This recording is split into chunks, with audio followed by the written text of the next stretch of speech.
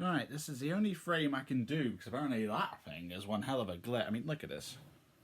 Look at that. The fuck? Hang on, over. I mean, actually, yeah, this way the angle looks better. Just heavy directional light. Why am I doing this? Mostly for reference, I suppose. And then I am putting this jacket on because I don't know, aesthetically pleasing in case I end up using it.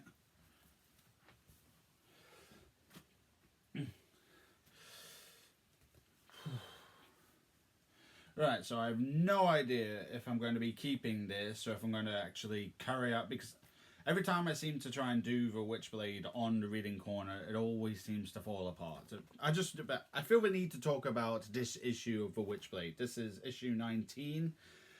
It is arguably, in my opinion, the start of what I'm dubbing the next story arc for the series. The first story arc was the introduction, the origins, the Kenneth Iron storyline. The second story arc was the Grin Teeth, which this follows immediately after.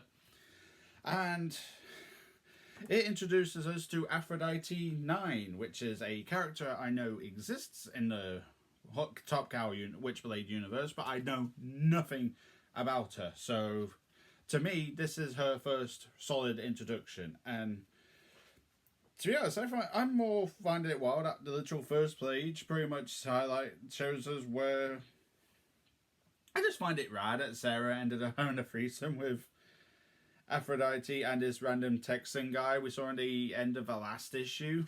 Just, you go, girl. She's had a week. She's had a couple of months, so she deserves this. What she did deserve was to wake up next to a literal dead guy.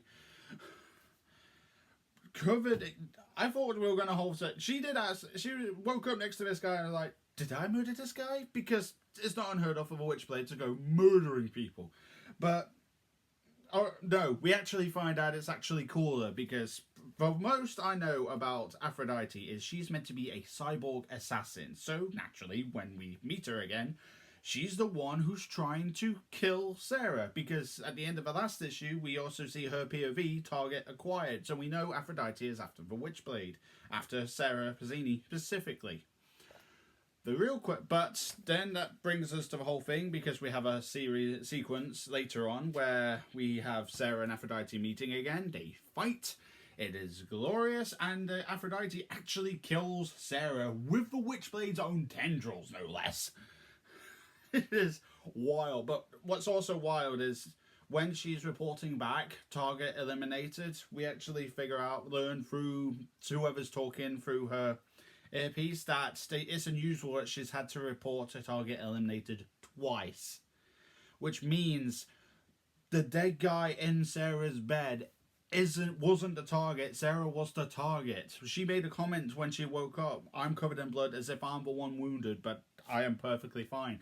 That's because anyone who's been reading the Witchblade knows the Witchblade will heal Sarah. It's a supernatural MacGuffin. It's beautiful, but it basically means that at some point during that threesome Aphrodite and Sarah were sharing, Aphrodite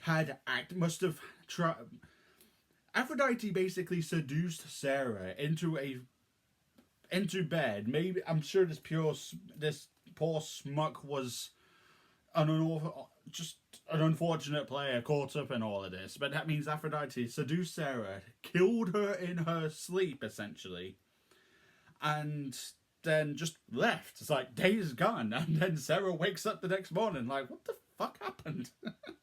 No, literally.